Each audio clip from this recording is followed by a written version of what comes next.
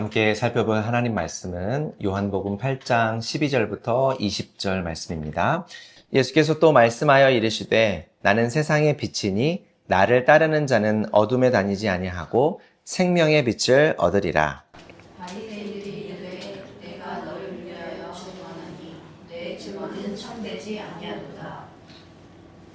예수께서 대답하여 이르시되 내가 나를 위하여 증언하여도 내 증언이 참되니 나는 내가 어디서 오며 어디로 가는 것을 알거니와 너희는 내가 어디서 오며 어디로 가는 것을 알지 못하느니라. 너희는 육체를 따라 판단하나 나는 아무 판단하지 아니하노라. 만일 내가 판단하여도 내 판단이 참되니 이는 내가 혼자 있는 것이 아니요 나를 보내신 이가 나와 함께 계심이라. 너희 율법에도 두 사람의 증언이 참되다 기록되었으니 내가 나를 위하여 증언하는 자가 되고 나를 보내신 아버지도 나를 위하여 증언하시느니라. 이에 그들이 묻되 내 아버지가 어디 있느냐. 예수께서 대답하시되 너희는 나를 알지 못하고 내 아버지도 알지 못하노라. 나를 알았더라면 내 아버지도 알았으리라. 함께 읽습니다.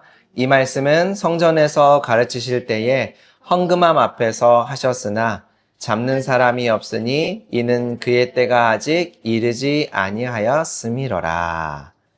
아멘. 어느덧 진짜 2025년의 마지막 주일이 되었네요. 그죠? 매년 하는 말이지만 시간이 어떻게 흘러갔나. 정말 쏜살같이 흐르는구나, 시간이. 이런 생각들을 하게 되고 또 그런 고백을 하지 않을 수가 없는 것 같아요. 아직도 우리 예배당도 지금 트리를 치우지 않았는데 아직도 거리마다 성탄의 여운이 좀 남아있는 것 같고 또 차가운 겨울바람이 우리 옷깃을 이렇게 여미게 하는 시기가 됐는데 우리는 지난 한 해를 좀 돌아보면서 우리를 인도하신 하나님의 은혜를 순간순간 되새길 수 있는 그런 연말을 좀 보낼 수 있었으면 합니다. 자, 여러분 기억하시는지 모르겠어요. 우리가 벅찬 가슴으로 맞이했던 올해 2025년의 첫 시간 1월 첫 주일에 우리는 바로 이 요한복음 8장의 앞부분, 그러니까 오늘 우리가 읽었던 12절부터 20절 앞부분인 1절부터 11절의 말씀을 펴들고 한 해를 시작했어요. 네, 정의와 사랑의 하나님 나라를 주제로 올 한 해를 살아갑시다 라고 하는 거였죠. 돌을 들어서 여인을 치려던 살기가 등등한 율법의 현장에서 우리 예수님은 너희 중에 죄 없는 자가 먼저 돌을 들고 이 여인을 쳐라 말씀하셨죠. 여인을 끌고 온 악독한 이들이 들었던 정죄의 돌을 우리 주님이 내려놓게 하셨어요. 언뜻 보면 그곳에 잡혀서 온 여인은 부정할 수 없는 죄인 같아 보였고 그녀를 끌고 왔던 사람들은 정의를 실현하고 믿음이 강한 사람들 같았지만 사실 둘 다 틀린 생각이었죠. 그럼 어떤 상황이었습니까? 당시 여성의 인권이 바닥이던 시대상을 고려하면 여인은 분명히 피해자에 가까웠을 거예요. 또 그녀를 그 자리에 끌고 왔던 이들은 사회의 질서를 바로잡고 정의를 실현하기 위해서 여인을 데려온 것이 전혀 아니었죠. 예수님을 곤경에 빠뜨리기 위해서 함정을 놓고 있었던 거예요. 여인은 그 함정에 이용되었던 것이죠. 너희 중에 죄 없는 자가 먼저 돌로 치라 라고 했던 예수님의 말씀은 이런 상황에 하셨던 말씀입니다. 그러니 그저 죄 없는 사람이 없으니 죄가 있을지라도 불쌍한 여인을 향한 정죄를 멈추어라 라고 하신 말씀이 아니라 예수님을 꼬투리 잡아 함정에 빠뜨리기 위해 힘없고 약점 많은 여인을 이용했던 이 악한 이들을 꾸짖으시고 그들의 손에서 여인을 풀어주신 예수님을 우리가 본문에서 만날 수 있었죠. 이처럼 진정한 정의와 사랑이 올바로 세워지는 하나님의 나라를 살아가기 위해서 우리가 조금 자세하게 하나님의 나라와 그 통치에 대해 살펴보았던 2025년의 여정도 이제 막바지에 다다랐습니다.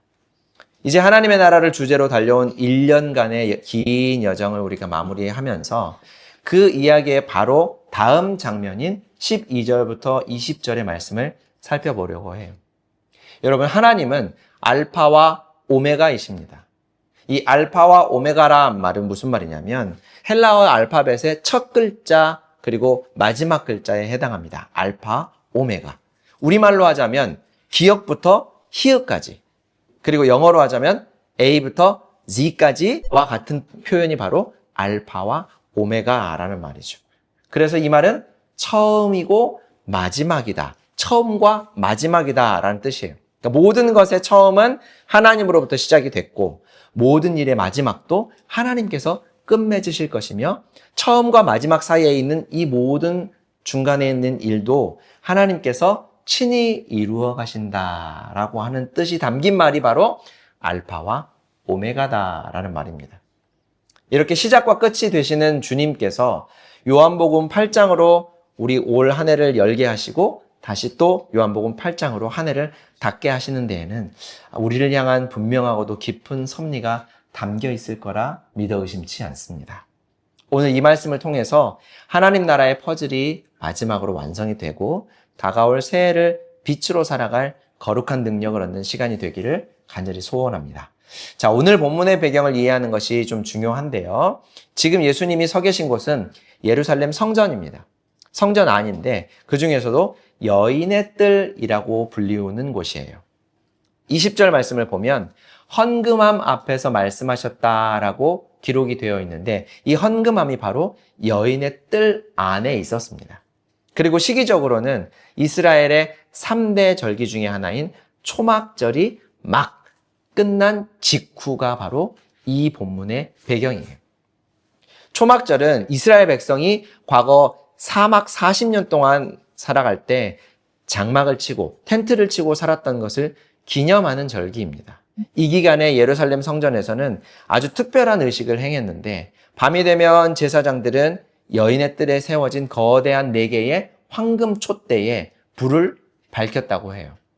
전해져 내려오는 이야기에 따르면 그 촛대가 얼마나 높고 컸던지 그 촛대 위에 불을 붙이기 위해서는 사다리를 타고 사람들이 올라가서 심지에 불을 붙여야 했고 기름을 가득 채운 그 불이 타오르기 시작하면 예루살렘의 모든 집 마당이 환하게 비칠 정도로 밝혀졌다라고 해요.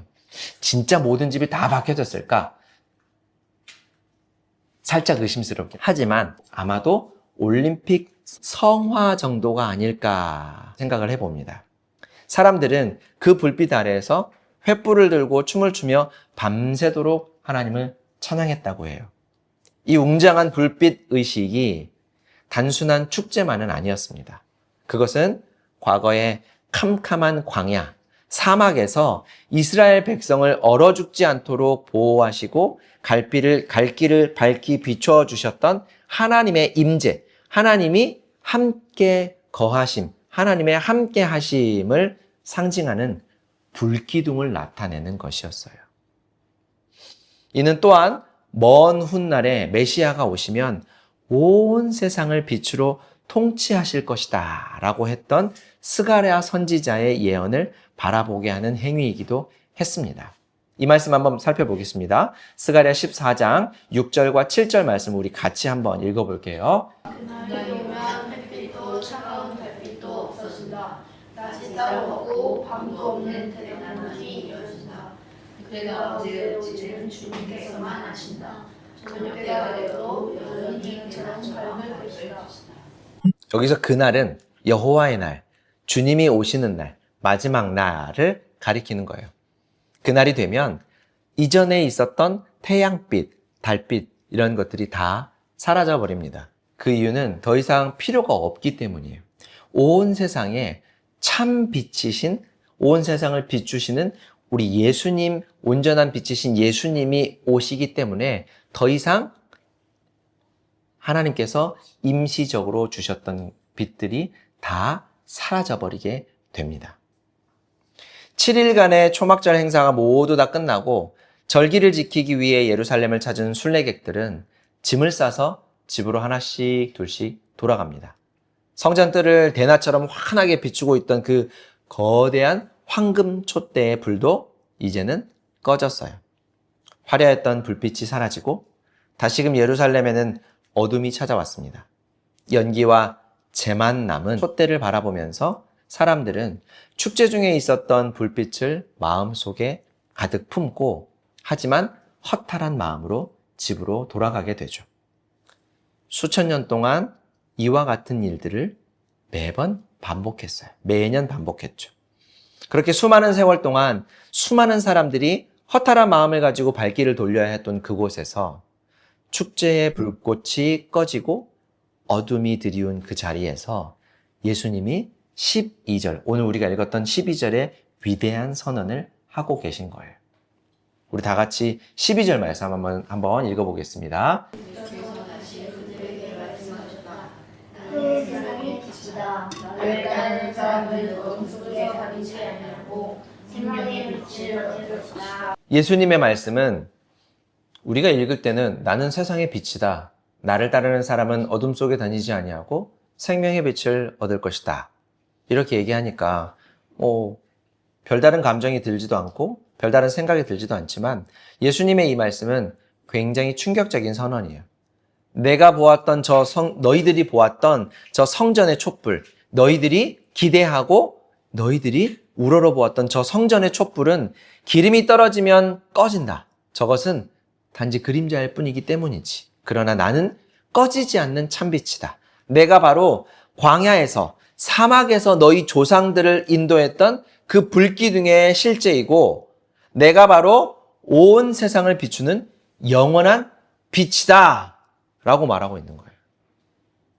이런 예수님의 말씀을 잘 들어보면 유대인들만을 비추는 빛이다 라고 하지 않고요. 온 세상의 빛이다 라고 말씀하시고 있어요. 이것은 하나님께서 천지를 창조하실 때 어두운 흑암을 물리친 그 빛을 말하는 것이고 하나님 나라 바깥 이방을 모두 다 비추는 구원의 빛을 말하는 거예요. 우리 주님이 바로 그 빛이다 라고 하는 것이죠. 자, 사랑하는 성도 여러분, 하나님 나라는 어떤 곳인가? 우리가 지난 1년 동안 내내 이 질문을 붙들고 하나님의 말씀을 살펴보면서 그 질문에 대한 답을 찾아왔죠. 하나님 나라는 영토, 그러니까 장소나 공간의 개념이 아니라 통치의 개념이라고 여러분들에게 누누이 말씀드렸습니다. 오늘 본문은 그 통치의 성격을 가장 명확하게 보여주는 본문이죠. 하나님 나라는 빛이신 예수님이 다스리는 나라, 빛이신 예수님이 비추고 계시는 나라가 바로 하나님의 나라다라는 겁니다. 여기서 빛과 대조를 이루는 어둠은 단순히 캄캄해서 안 보이는 상태를 말하는 게 아니에요. 성경이 말하는 어둠은 하나님을 떠난 인류의 비참한 상태를 말하는 거죠. 다시 말하면 죄와 죽음과 거짓과 무질서가 뒤엉켜서 캄캄해진 곳, 빛을 잃어버린 곳, 앞을 볼 수 없게 된 곳을 바로 어둠이라고 말하는 거예요. 1월 첫 주에 우리가 살펴보았던 말씀 보면 현장에 잡혀왔던 가늠한 여인이 있었죠. 그녀는 수치심이라는 어둠, 그리고 율법의 돌멩이에 맞아 죽을 수밖에 없는 절망의 어둠 속에 순간 놓여 있었습니다.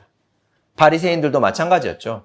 그들은 겉으로는 거룩해 보였지만, 거룩한 척했지만 자신들의 뜻을 이루기 위해서 가엾은 여인을 모욕적인 자리에 끌고 와서 예수님을 함정에 빠뜨리려는 악한 계획에 그녀를 이용하고 있었던 아주 사악한 사람들이었습니다. 이것이 타락한 세상의 실존이죠. 아무리 화려한 문명을 자랑하고 아무리 고상한 도덕을 이야기하더라도 예수님 없는 세상은 결국 어둠일 뿐이라는 거예요. 진흙탕에서 여러분 모두가 다 진흙탕에 빠져 있다고 생각해 보십시오.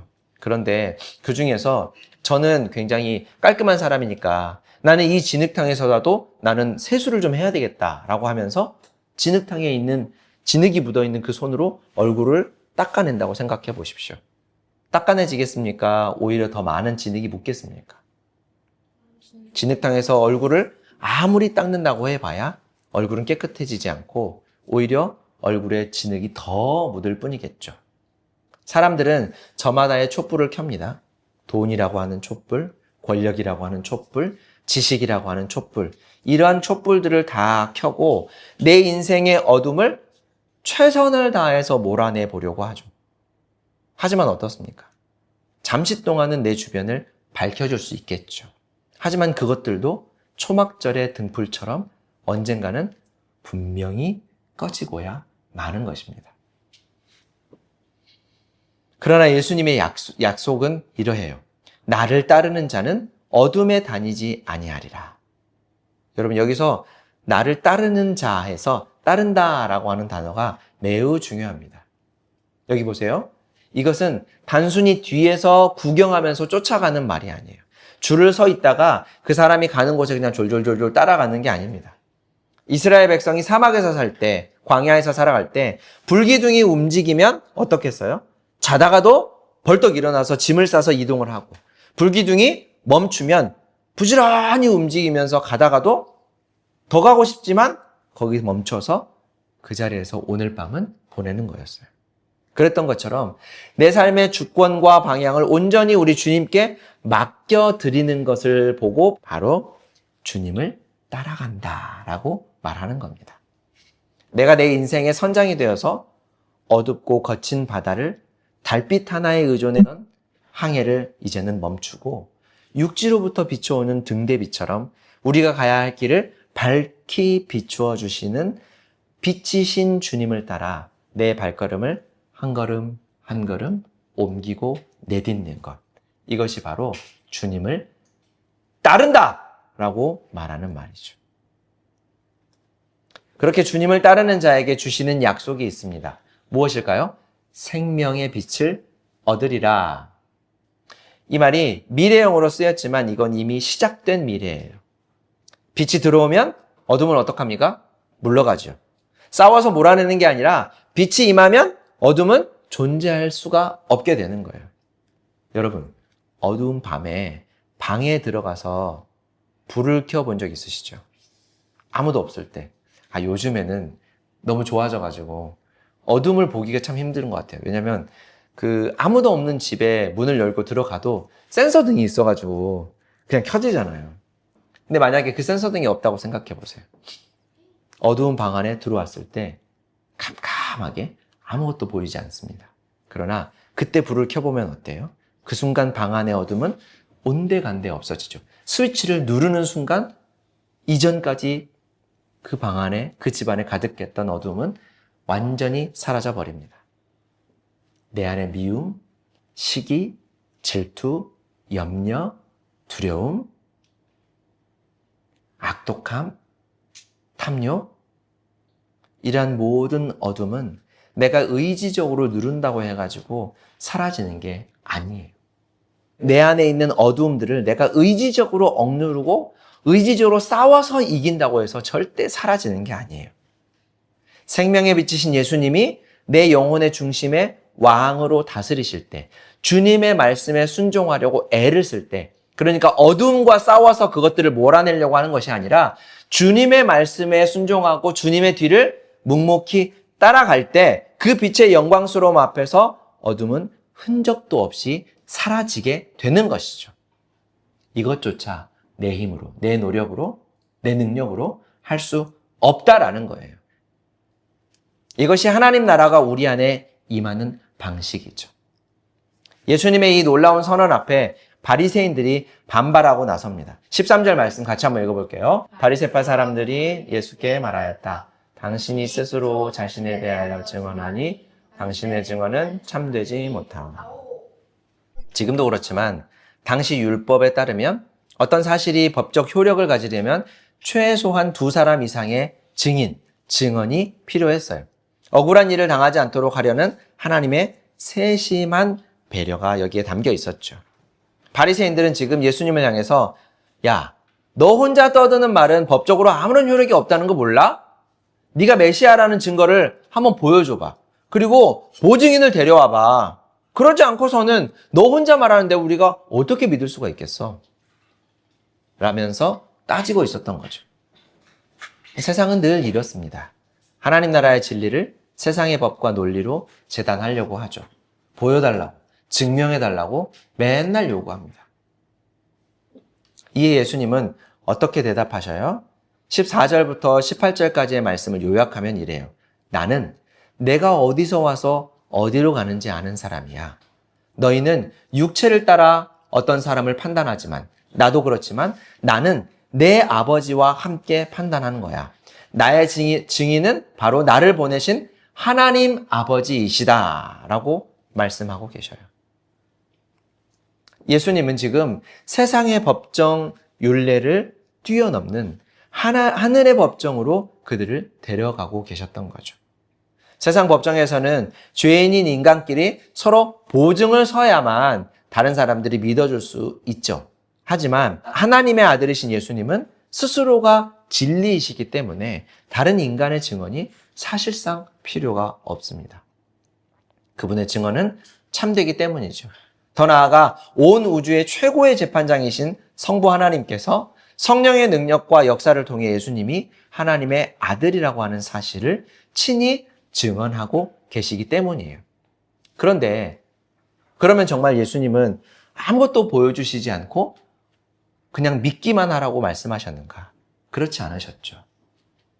그럼 무엇을 보고 믿으라고 말씀하셨습니까?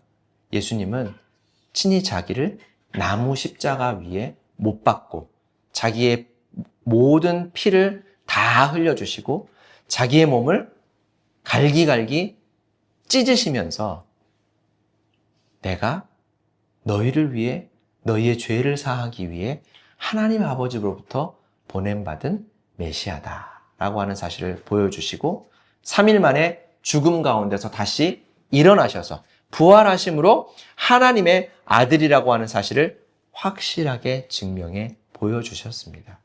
그래서 그 예수님의 죽으심과 부활하심과 승천하심을 눈으로 목격했던 사람들 중에 성령이 믿음을 주었던 모든 사람들은 그제서야 예수님이 하나님의 아들이시구나 라고 하는 가장 확실한 증거를 갖게 되고 믿음을 갖게 되었던 것이죠. 자, 사랑하는 여러분, 이것이 우리에게 얼마나 큰 위로가 되는지 몰라요. 우리가 세상 속에서 하나님 나라의 백성으로 살아갈 때, 빛의 자녀로 살아가려 할 때 세상은 우리를 인정해 주지 않을 때가 인정해 줄 때보다 훨씬 많습니다.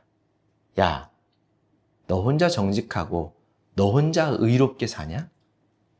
그렇게 한다고 해서 세상이 얼마나 바뀌겠니? 바보같이 왜 손에 머무면서 살아가는 거야? 네가 믿는 하나님이 있기는 하냐? 이런 조롱 섞인 말들을 쏟아낼 때가 있죠. 마치 법정에서 증거 불충분으로 기각당하는 것처럼 우리의 믿음이 세상에서 무기력해 보일 때가 참 많아요. 하지만 여러분들, 이때 꼭 기억하십시오. 우리의 삶과 믿음을 보증해 주시는 분은 세상의 어떤 증인이나 세상의 어떤 권력자나 세상의 어떤 소유나 재물이 아닙니다.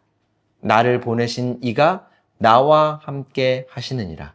창조주 하나님 아버지께서 우리의 증인이 되어 주시는 거예요. 그리고 그 하나님 아버지 옆에서 우리 주님께서, 우리 주 예수 그리스도께서 우리의 증인이 되어 주시는 거예요. 빛은 자신이 빛임을 증명하기 위해서 굳이 소리치지 않습니다. 그저 비추게 되죠. 빛이 비치면 모든 어두움은 그 순간 사라지게 됩니다. 우리가 빛 되신 주님 앞에서 살면서 우리 주님의 말씀에 따라 살면서 묵묵히 그 길을 걸어갈 때 하나님께서 우리의 삶을 통해 하나님 자신의 살아계심과 하나님의 나라와 영광스러운 구원을 우리에게 그리고 세상에 나타내 보여주실 거예요. 자, 사랑하는 성도 여러분, 벌써 2025년 한 해가 다 갔습니다. 어느덧 마지막 주일이 됐죠. 이제 남은 3일 동안 우리 삶을 잘 주님 앞에서 점검해 봅시다. 올 한 해 우리는 정의와 사랑의 하나님의 나라를 얼마나 누리며 살았는가? 하나님 나라는 죽어서 가는 저 먼 천국만이 아닙니다. 물론 우리가 죽으면 부활의 새 몸을 입고 공간적인 하나님의 나라에 들어가게 될 거예요. 만약에 그렇지 않다라고 하면 우리 주님께서 육체를 입고 이 땅에 오신 성육신과 십자가에서 죽으셨다가 3일 만에 부활하신 그 부활의 몸과 그리고 40일 동안 제자들과 계시다가 승천하시면서 본대로 내가 다시 오겠다라고 하셨던 그 예수님의 말씀까지가 모두 다 부정되는 거짓말이 되겠죠. 하지만 그것만이 전부가 아니에요.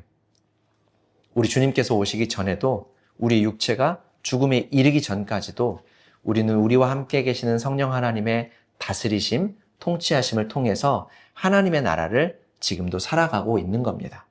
오늘 내 발이 딛고 있는 이 거친 세상, 가정과 일터와 학교라고 하는 삶의 현장 한복판에서 하나님의 나라, 하나님의 통치가 우리를 통해 실현이 되고 그 통치를 매일 경험하면서 살아가는 거예요. 지난 1월에 만났던 여인은 죄로 인해서 죽을 수밖에 없었지만 예수님의 용서를 통해 생명을 얻었습니다. 그 여인은 부당하게 그리고 불공평한 율법주의자들의 손에 이끌려와서 모욕당하고 정죄당했지만 우리 주님께서는 그 억울함과 수치심을 다하시고 그녀를 구해주셨죠. 예수님은 그녀의 삶에 짙게 드리웠던 어둠을 말씀으로 말끔히 물리쳐 주셨던 거예요. 그리고 오늘 본문에서 주님은 그 여인과 같은 우리에게도 이렇게 말씀하십니다. 나는 세상의 빛이니 나를 따르라. 용서받은 자는 어떻게 해야 됩니까? 이제 이 용서의 빛을 따라 살아가야 하죠. 이전에 어둠 속에서 더듬더듬거리며 발길을 옮겼던 삶을 이제는 과감하게 버리고 보이는 대로 빛이 비추어지는 대로 저벅저벅 힘차게 걸어나가야 해요. 이전에 보이지 않아서 몰래 행했던 어둠의 일들을 모두 다 깨끗이 버리고 깨끗하고 당당한 손으로 우리가 살아가야 합니다. 어둠의 일을 벗어버리고 빛의 갑옷을 입어야 합니다. 그런데 우리가 여전히 연약한 존재예요. 전적으로 타락한 우리 마음속에 어느 것 하나 선하고 올바른 것이 없이 완벽하게 오염된 본성을 가졌다라는 겁니다. 전적인 타락이라는 말이 좀 어렵죠. 장아찌를 제가 예로 들어서 여러분들에게 몇 번 설명했었는데 장아찌는 어디를 잘라서 먹어도 맛을 보아도 같은 맛이 납니다. 우리도 그래요. 어디를 보아도 죄뿐인 존재가 바로 전적으로 타락한 존재라는 말이에요. 그래서 우리는 스스로 빛을 낼 수 없는 발광체가 아니에요. 우리는 달과 같은 반사체에 불과합니다. 태양처럼 스스로 빛을 발산하는 우리 주님을 떠나면 우리는 싸늘한 돌덩어리에 불과하죠. 그러나 우리가 주님을 온전히 따를 때, 주님을 바라볼 때, 주님의 뜻에 순종하며 살아갈 때 주님의 그 생명의 빛이 우리를 비출 뿐만 아니라 우리를 통해 이 어두운 세상에서 비추게 될 것입니다. 자, 사랑하는 성도 여러분, 다가오는 2026년 새해 우리 바라는 교회 모든 성도가 이 약속의 말씀을 꼭 붙들고 나아갔으면 합니다. 나를 따르는 자는 어둠에 다니지 않고 생명의 빛을 얻으리라. 우리는 세상의 어둠을 탓하면서 앉아있는 자들이 아닙니다.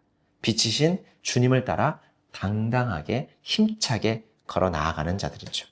세상의 가치관 그리고 로마의 방식, 힘의 논리를 절대 따르지 않고 조금 손해보더라도 정직과 공의를 선택하는 것, 약한 자들에게 비빌 언덕이 되어주고 품어줄 수 있는 포근한 품이 되어주는 사랑을 실천하는 삶, 그것이 바로 빛으로 완성되는 하나님 나라의 삶이죠. 사랑하는 여러분, 한 해 동안 수고하셨습니다. 우리의 왕 되신 주님께서 우리의 걸음걸음을 앞으로도 계속해서 신실하게 지켜주실 겁니다. 이제 새해에도 변함없이 우리 앞서 행하시면서 불기둥으로 우리를 인도하실 그 주님을 신뢰함으로 힘차게 빛의 행진을 이어가는 우리 모두가 되기를 주님의 이름으로 축원합니다. 사랑과 은혜가 풍성하신 하나님 우리 아버지, 2025년 한 해 동안 하나님의 나라라는 귀하고 거룩한 주제로 말씀을 살펴보면서 우리 삶을 이끌시도록 주님께 우리의 삶을 맡길 수 있는 믿음을 주셔서 감사합니다.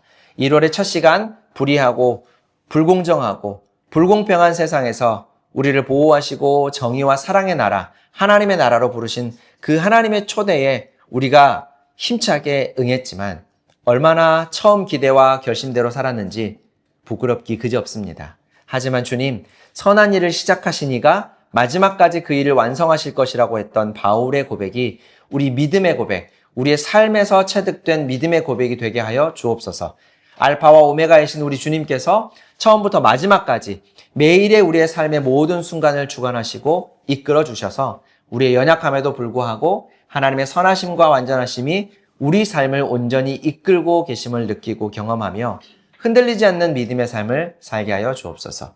이제 우리에게 밝은 빛이신 예수 그리스도께서 오시고 우리 삶을 지금도 밝게 비추고 계시니 우리 삶의 미움과 거짓과 탐욕과 정죄의 어둠은 물러가고 주님의 빛 가운데로 걷게 하여 주옵소서. 오직 주님을 따르는 순종의 걸음을 걷게 하여 주옵소서. 때로 세상이 우리의 믿음을 조롱할지라도 하나님 아버지께서 우리의 증인이 되심을 믿고 담대하게 나아가게 하여 주옵소서.